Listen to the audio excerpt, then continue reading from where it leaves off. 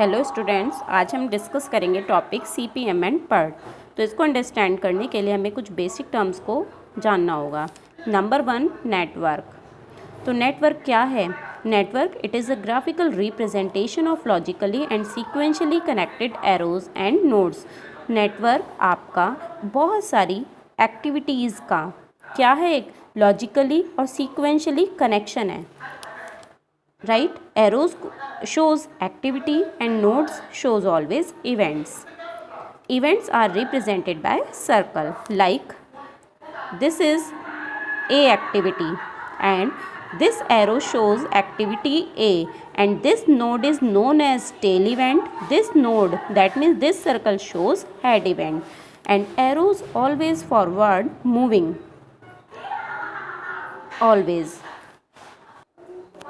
Now see event. Event it is the representation of the starting and end point of an activity. It consumes no time and no resource. It is shown by the circle. That means event क्या है? किसी भी activity के starting point and ending point को हम क्या बोलते हैं? इवेंट्स बोलते हैं। तो दैट मीन्स किसी भी एक्टिविटी के लिए आपकी दो टाइप्स की क्या होती हैं? इवेंट होती हैं। जैसे एक है आपकी टेल इवेंट, एक है आपकी हेड इवेंट। दैट मीन्स कोई एक्टिविटी किस टाइम पर स्टार्ट हो रही है और किस टाइम पर वो एंड हो रही है, and these are represented by circle. Now come to the third point, this is activity. What is activity? Activity is that which consumes resource as well as time, and it represents some action, and it is a time consuming effort which is necessary to complete a particular part of the overall project, right? It is shown by arrow. That means activity आपकी एक time consuming activity है जिसमें आपको time भी देना पड़ेगा और कुछ रिसोर्स भी उसमें यूटिलाइज करने पड़ेंगे किसी भी प्रोजेक्ट को क्या करने के लिए? कंप्लीट करने के लिए। और एक्टिविटी को हम हमेशा एरो से शो करते हैं। Arrow that means this arrow shows activity A, this is tail event and this is head event.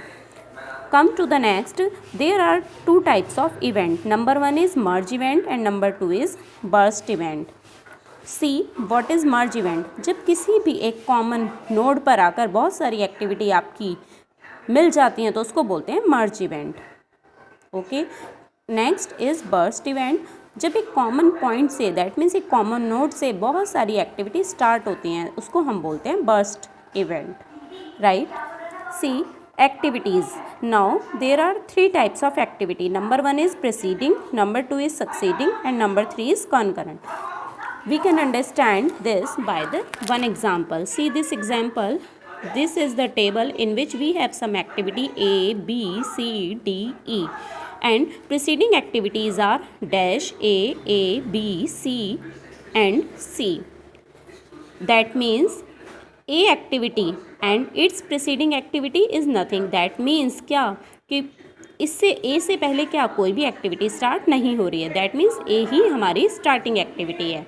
After that in this column we have B activity and A is preceding. That means preceding meaning जब A आपकी complete हो जाएगी उसी के बाद आपकी activity B क्या होगी? स्टार्ट होगी, right? In third column we have C activity and for this preceding activity is A. That means जब आपकी A कंप्लीट हो जाएगी उसी के बाद आपकी C स्टार्ट होगी। In this we have D activity and the preceding activity is B, C. That means जब B और C आपकी कंप्लीट हो जाएंगी उसी के बाद आपकी activity D. That means B and C preceding है तो D उसके लिए सक्सीडिंग एक्टिविटी है। After that we have E, C. E is succeeding activity and C is preceding activity. That means जब आपकी C एक्टिविटी कंप्लीट हो जाएगी उसी के बाद आपकी एक्टिविटी E स्टार्ट होगी, right? Now we can plot the diagram for this activity. Okay, see how we can plot it.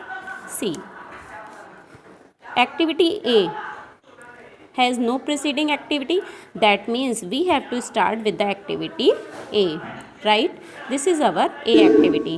Now B activity has a preceding activity A. That means जब A complete हो जाएगी उसी के बाद आपकी क्या start होगी? B activity. तो A के कंप्लीट होने से हमारी कौन सी एक्टिविटी स्टार्ट होगी? B activity. दैट मीन्स हमने इससे क्या स्टार्ट कर दी? B activity. सी नेक्स्ट, जब आपकी एक्टिविटी C कब स्टार्ट होगी? जब आपकी ए कंप्लीट हो जाएगी। दैट मीन्स ए से ही क्या एक्टिविटी स्टार्ट हो रही है आपकी? Activity C, right. नेक्स्ट है डी। डी के लिए कौन है preceding? B comma C. That means क्या कि डी कब स्टार्ट होगी? जब आपकी बी और सी कंप्लीट हो जाएंगी। बी और सी कंप्लीट होने का मतलब है बी और सी को आपको क्या करना पड़ेगा? किसी कॉमन पॉइंट पर ज्वाइन करना पड़ेगा। उसके बाद उन दोनों के लिए क्या होगा? डी उनकी सक्सीडिंग एक्टिविटी होगी। तो हम इनको एक डॉटेड लाइन के थ्रू क्या कर देते हैं? ज्वाइन कर देते हैं। और हम क्या करेंगे इससे? देन एक्टिविटी डी स्टार्ट हो जाएगी। After that, what we are seeing? We are seeing C.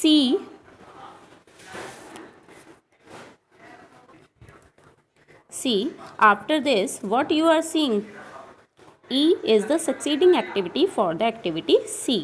That means जब आपकी सी कंप्लीट होगी उसी के बाद आप एक्टिविटी क्या कर सकते हैं? ई को स्टार्ट कर सकते हैं। दैट मीन्स सी के कंप्लीट होने पर which activity can be started? Activity E.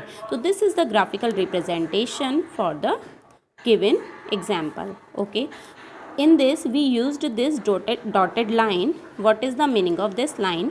Now we will understand this. See, this is known as the dummy activity. This dotted line is known as dummy activity. See, what is this? Dummy activity, that is the artificial activity just to balance the network or the proper flow of the network. It does not require any resource, money and time. That means क्या है dummy activity? Dummy activity एक artificial activity है। That means आपको ये question में given नहीं होती है, बट अपने नेटवर्क के डायग्राम को बैलेंस करने के लिए हमें इस एक्टिविटी का यूज़ करना पड़ता है। It does not consume resource. इसको ना तो कोई मनी चाहिए ना कोई इसको टाइम चाहिए। It is the fake activity, dummy activity, right. Now we will see some errors. Number 1 is looping. From where you start and this is wrong.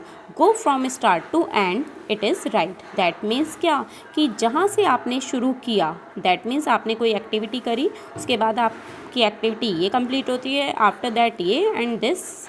तो दैट मीन्स कि आप जहाँ से शुरू हुए थे आप वहाँ पर ही क्लोज हो रहे हैं। तो that means this is the wrong procedure to plot the diagram. It is not right way. So that means it is known as looping. So this is the error. We should avoid such type of error in plotting the diagram. Number 2 is dangling. It should not be these. It should not be there.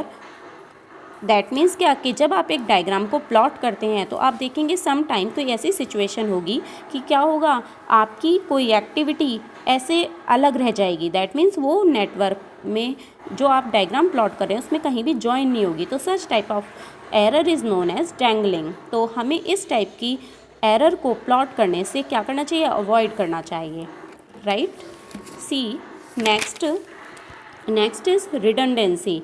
Nothing should be repeat or no unnecessary activity should be there. That means what कि अगर किसी activity की need नहीं है और वो given भी नहीं है आपको, तो हमें अवॉइड करना चाहिए ऐसी एक्टिविटी को यूज़ करने से, right.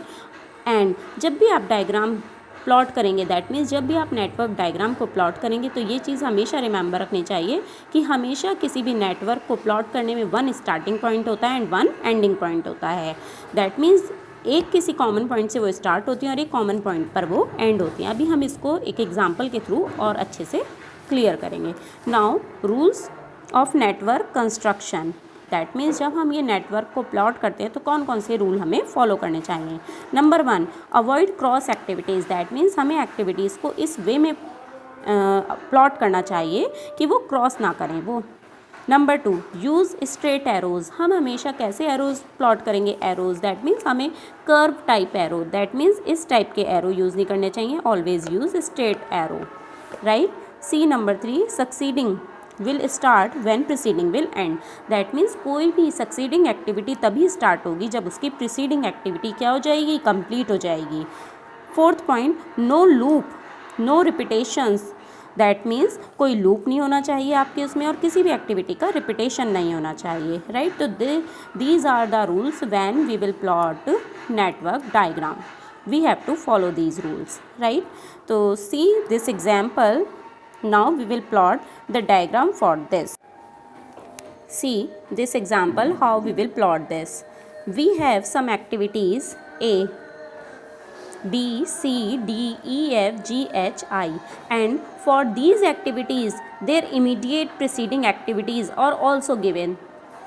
So see, we have first activity A, but इसके लिए कोई भी preceding नहीं है, तो that means what? A is our initial activity. That means हमें अपने डायग्राम को कहाँ से स्टार्ट करना होगा? From this activity. That means क्या करेंगे हम प्लॉट करेंगे एक्टिविटी ए.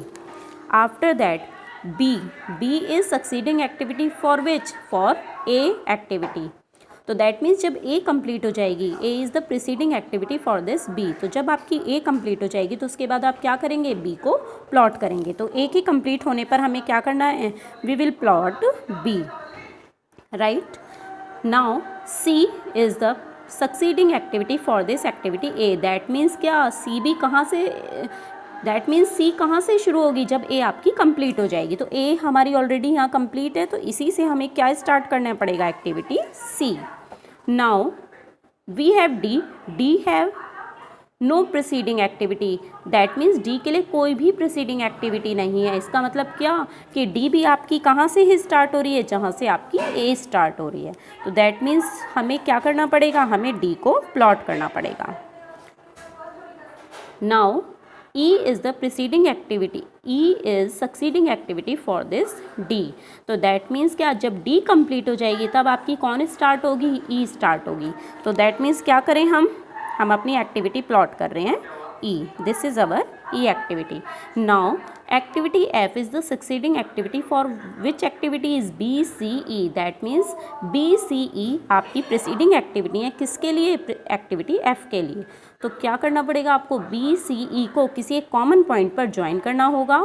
उसी के बाद आप F को स्टार्ट कर सकते हैं. That means B, C, E इन तीनों एक्टिविटी को हमें क्या करना होगा? किसी एक कॉमन पॉइंट पर ज्वाइन करना होगा. तो दैट मीन्स हम अपने डायग्राम को स्टेप्स में प्लॉट करेंगे. तो दैट मीन्स यहाँ पर हमारी थोड़ी सी प्रॉब्लम होगी. तो हम क्या करें? B को C से हमें क्या करना पड़ेगा? ज्वाइन करना पड़ेगा. अब हम B, C, E को इसका मतलब किसी कॉमन पॉइंट पर ज्वाइन करने के लिए क्या करना होगा? B को C से हम डमी एक्टिविटी के थ्रू ज्वाइन कर दें. B से C को हम डमी एक्टिविटी के थ्रू ज्वाइन कर दें. और E को हम कहाँ पर फिनिश कर दें? E को हम कर दें किस पर? C पर फिनिश. दैट मीन्स हम इसको इस तरह ना प्लॉट करके एक नया डायग्राम प्लॉट कर देंगे, जिसमें हम किस तरह से प्लॉट करेंगे? देखिए आप इसको, आपने इसको डमी एक्टिविटी के थ्रू लिखा है, इस पर हम लिख देंगे डमी एक्टिविटी. और then this is your D activity and आप इसको इस तरह ज्वाइन कर देंगे.